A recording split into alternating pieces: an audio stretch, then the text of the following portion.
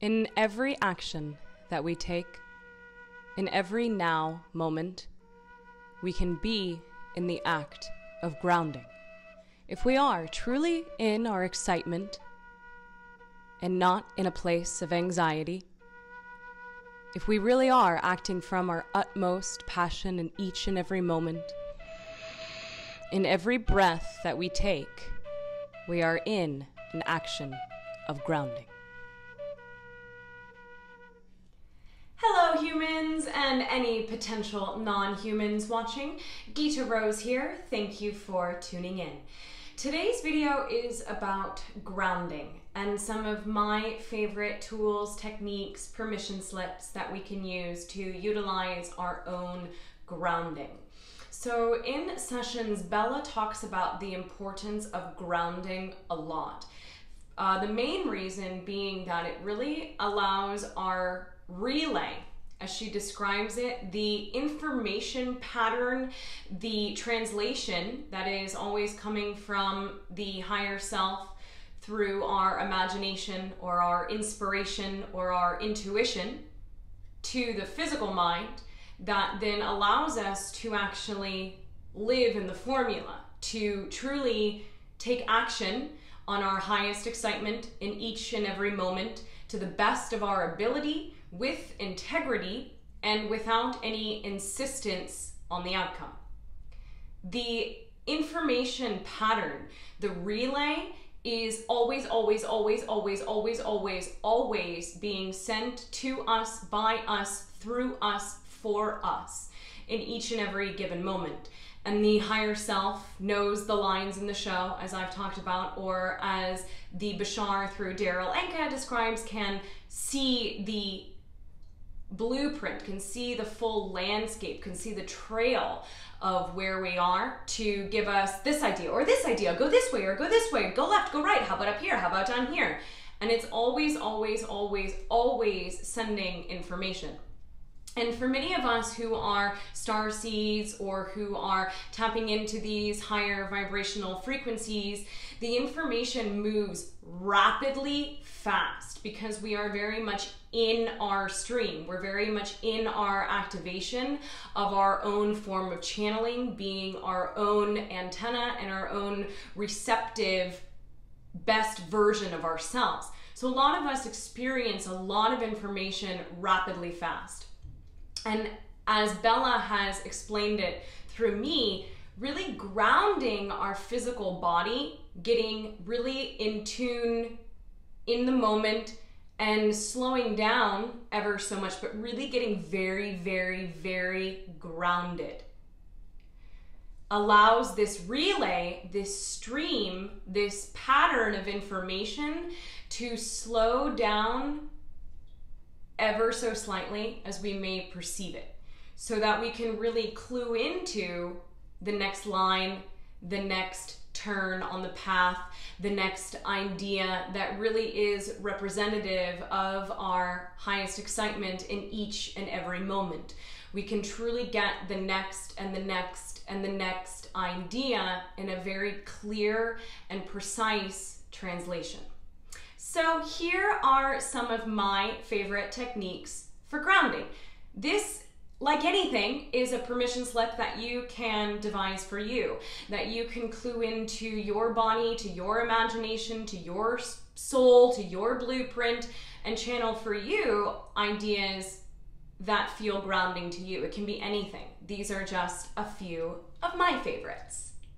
So a good place to start is in a nice seated position with your feet firmly on the ground, preferably your bare feet.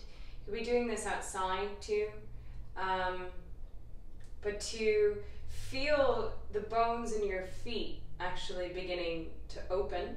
And it's more so like an imagination, a mind, and pulling energy in through your feet, getting your spine nice and aligned, and beginning also to tap into the grounding cord.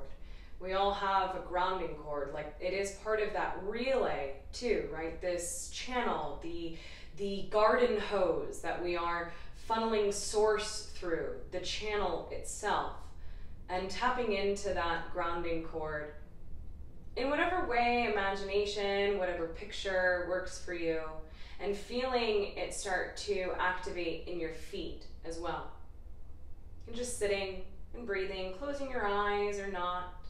And then also sometimes working with the inverse, allowing your crown to open and kind of grounding up as well, being aware that it is this channel, this tube, your relay of frequency, but really grounding down into the earth, grounding down into your body, grounding down into the cosmos, and feeling any sensations too around your feet, any slight tingles, allowing any movement too, right? And breathing however you like to, whatever feels good. This is a nice place to start, opening up the chakras and the meridian lines in your feet that really do control and regulate the rest of the body. So stepping outside now, putting our bare body to the earth, be it your feet, your hands, your bum, whatever feels fun, be it grass, dirt, sand, or even concrete will suffice, but a natural element is preferred, connecting to the electromagnetic energy of Gaia herself, or also more so, the electromagnetheric energy. This, as I understand it, is the energy of Gaia that is more so existing in the fourth density, in the template reality, where the higher self is residing. Bringing this energy in through our bodies, through our chakra systems, through our meridian lines is a great way to truly ground and slow down the relay to get the next and the next idea. Remember to breathe and remember to allow your body to sway and move like roots of a tree. And for whatever reason, if your belief system says that you're not comfortable with getting in the dirt, allow your hands to play with the plants and to feel the electromagnetic energy through your hands and say hi to the plants. So bringing in relationship to all the elements can be really helpful. The earth and fire. Using care always with the fire, keeping a watch on it, knowing its power for purification and ultimate transformation. But fire can also be a very grounding aid and tool in helping us connect to the energy of all the elements and Gaia herself. Taking a minute for meditation, to breathe, to be, to slow down, to close your eyes and watch the breath and connect with the air element. We're experiencing some pretty intense air quality as I live in Northern California, and much of the state of California has been affected by the fires. But creating a space wherever feels comfortable for you. Right now I do feel more comfortable being inside. But breathing.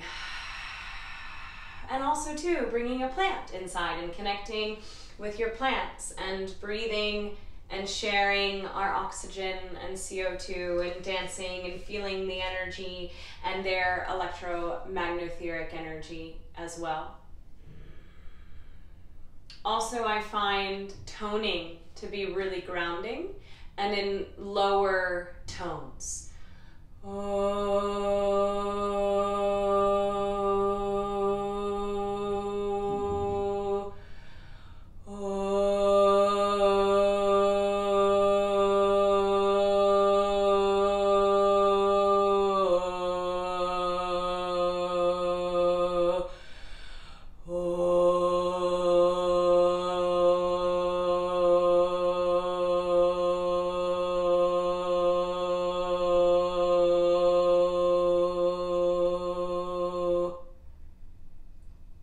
Again, it's all up to you to decide what feels grounding for you. Different ways that maybe you like to play with the air element, singing different songs. I've also been playing a little bit of flute. This is a very inexpensive flute from, I believe, Thailand.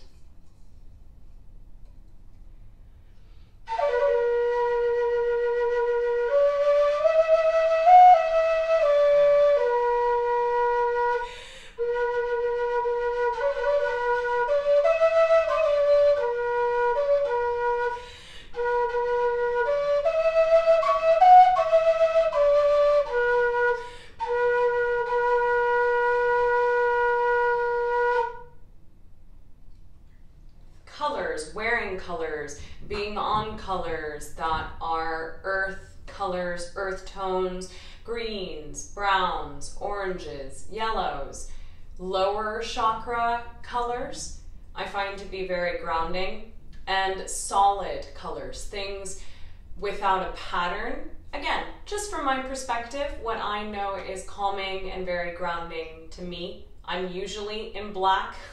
I find it very, very grounding for me. But it may be grounding for you to wear a bright pink or a bright yellow or a purple, and it's all subjective in that way. So I will be sharing some of my yoga practice in a completely separate video and getting a little bit more in depth with the type of yoga that I practice and providing a class in a way for people. But for this video, I feel there are a couple of very useful poses to really activate, again, this grounding sensation and connecting more so to the electromagnetheric energy of the planet. So the first one is called toe magic. This is a typical yin yoga pose that activates opening up the meridian lines. So coming onto your knees, putting your toes onto the mat, and then coming and sitting back on your toes. Really opening the back of the feet and keeping your toes firmly on your mat. Now what this is doing is this is really opening up the meridian lines. This is activating the channels that I'm talking about, so that when we go outside to earth, when we are in our shoes, in our day-to-day life, we are actually opening up these meridian lines. Now, for many people, this pose is pretty uncomfortable, and it is advised to stay in it at least a minute. So I will give you a gift while we are sitting in this slightly uncomfortable pose, if you wish to play along, and I will sing a little song. Dum terar yom dear eon darar iri eon tuik turen darar yam farga.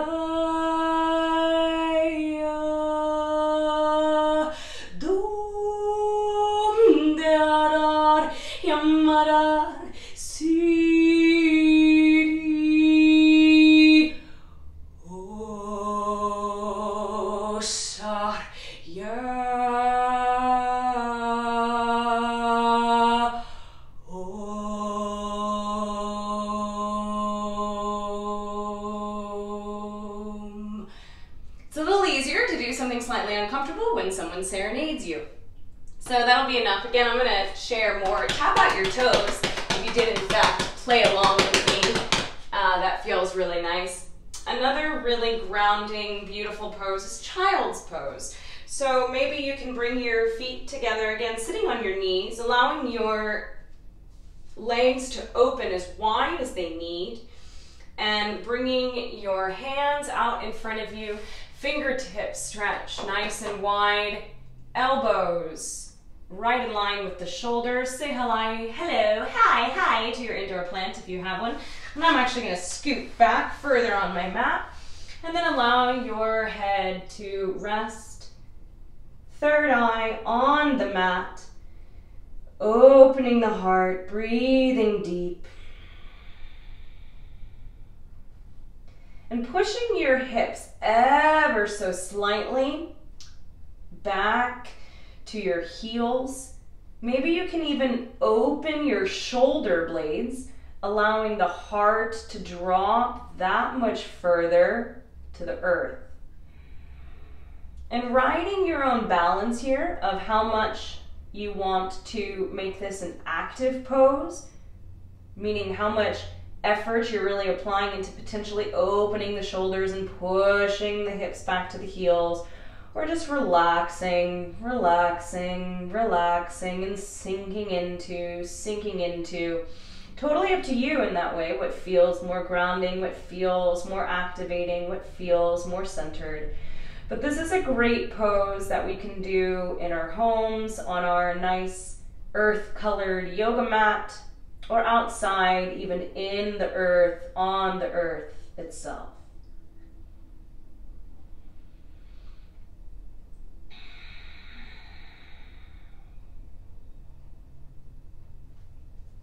Forever, however long you want, you know, there's no rules in that way.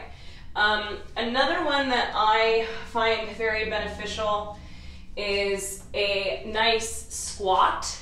Also too, just like a nice solid forward bend, you know, and bending your knees, relaxing the head, like wherever feels good. Again, you're getting your heart closer to the ground and activating your heart's knowing, your heart's awareness to open up and for you to surrender and release into your body. And maybe, you know, wherever you are, wherever your flexibility allows is where you're at.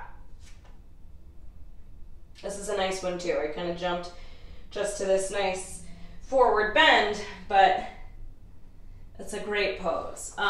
So for me, where I was going was a nice squat. This is something that I know that I need to practice more myself. The pose we resist the most is the pose that we need the most. So for me, I have to take my legs really wide, and it helps for me if I turn in my feet. Ultimately, yeah, you want to have your feet hip distance apart and like able to like, but like us Westerners, we're not really good squatters. So I find it comfortable to keep my legs nice and wide, my feet turned slightly inward. And again, this is a really, really good one to open up that root chakra, and I find it best to kind of bring the spine upward for myself, but like maybe you want to like relax and be a little lazy. Maybe you know, it's comfortable for you, or maybe like you can't even go that far. So just kind of a nice, maybe more so closer to a goddess pose, but really activating that openness in the lower chakras and getting your tailbone and your lower chakras actually closer down to the earth.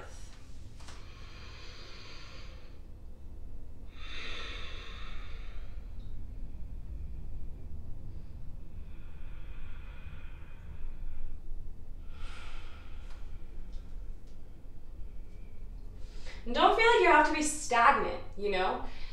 Allowing yourself, like I said, like I know that I need to do this more. My knees are like a little uncomfortable right now, but it feels good to like just move. And to move this energy and the openness and the, again, this electromagnetheric energy. We don't have to be outside in order to tap into it. But this is another really beautiful grounding, centering pose. So darker crystals, black tourmaline, onyx, shungite, whatever you feel attracted to are really great tools for grounding as well, whether you want to meditate with them, sleep with them, have them in your pocket, look at them, have them around the house. Totally up to you how you wish to utilize these very specific friends and helpers and permission slips. Working with all of the elements can be a really fun way to earth, to ground. So earth itself, fire, air, and water. Nice, clean water, whether it's distilled, reverse osmosis, purified. Again, it's all subjective. It's all your permission slip. It's all whatever you feel is best for you. But as we are really bringing in this fourth density or 5D energy, it's the ether that we're really bringing in. It's the fifth element that we are really grounding, that relay, that channel, that information pattern from the higher self. So really taking in beautiful, clean water and slowing down in the moments when we are ingesting it to really take it in. And also, if you have ability to access a stream or a spring, there we go, a spring is the word in your area, that is also really recommended to get it from the most natural, purest source. Beautiful, clean water also really helps us to be able to stay in our appreciation, to stay in our awareness, to stay in our gratitude, to ground, and to get nice and clean and clear. Or perhaps a nice bath to bring in the water element, as well as potentially wash yourself off of all of the dirt that you've rolled around in to get nice and grounded. And combining all of the elements. So you can bring in, of course, the water element, the fire, the earth from, I've got fresh herbs here, wild rose, some wildflowers, rosemary, lavender, fresh sage, and then sit in here and breathe. And that is all of the elements, as we then are able to calm our nervous system to really bring in more of the electromagnetheric energy. Another tip is just slowing down. Allow yourself to physically, literally move a little bit slower than perhaps you think you need to, or perhaps you may be used to. I've been practicing this while making this video, as well as talking a little bit slower than perhaps you feel you need to, or perhaps you are used to. As well as limiting use of technology and social media. Again, totally my perspective. Everything is a permission slip. Everything is subjective, and there may be some times when use of social media is exceedingly grounding, and we can align with synchronicities and connections with friends. But also too, I feel there is a type of frenetic energy that these types of social media platforms emanate from their source, and also then get activated within us. So really slowing down too, to know when it is applicable to share publicly. And this helps us to get really integrated in whatever downloads we may have had for ourselves, to share with ourselves first, to ground and to slow down. And limiting use of social media, in my eyes, is a really good tip and technique to also aid and assist us in continuing to ground. As well as in our day-to-day physical lives, to slow down our conversation and our desires to share perhaps our perspectives or our advice, as heart-centered as they may be in these intense and shifting times. Sometimes it truly is more beneficial just to sit and listen and hold space for someone's feelings and not need to point out that they are in a specific belief system. I know that for me, this was a lesson that I very much learned this week. I was speaking with my sister, whose husband's family has been very affected by the fires in Northern California and lost their home. And I learned that it really is more beneficial to slow down and to allow who I am speaking to allow them to feel, and to not need to say anything. Even though I may be coming, yes, from a very heart-centered place, it's not in that way what that person needs. And those of us that are in our homes, that have our homes, that have our ability to access our abundance, are able to get a little bit more grounded for the rest of our collective. We are able to ground right now, not only for ourselves, but for all of us, so that all of us may be able to truly access that inner home, that inner spark, that inner sanctuary that creates the external. But people experiencing extreme trauma and challenge right now aren't fully able, to the best of their belief system, to access that. That's the reality. And so those of us that do have access to our homes and our ability to truly ground, it can serve as, I feel like, 100th monkey syndrome. That we can build the foundation of this grounding, of this frequency, of this ether truly coming into our bodies, of this fifth element and this new world truly emerging. Those of us that have the ability are doing this grounding work, not only for ourselves, but for our entire collective. So I sincerely send my love and my support and my awareness to those that have been affected by the fires and to those that are in any type of extreme trauma or challenge. I also like to thank my new subscribers and for all of you that continue to support me. I so sincerely appreciate it. And a reminder to hit the bell, ring the bell, ring the bell, ring my bell, if you so choose, to get notifications on my latest videos. Our minds may be different. Our bodies may be different. But it is through our hearts that we know our spirits are one. Aloha!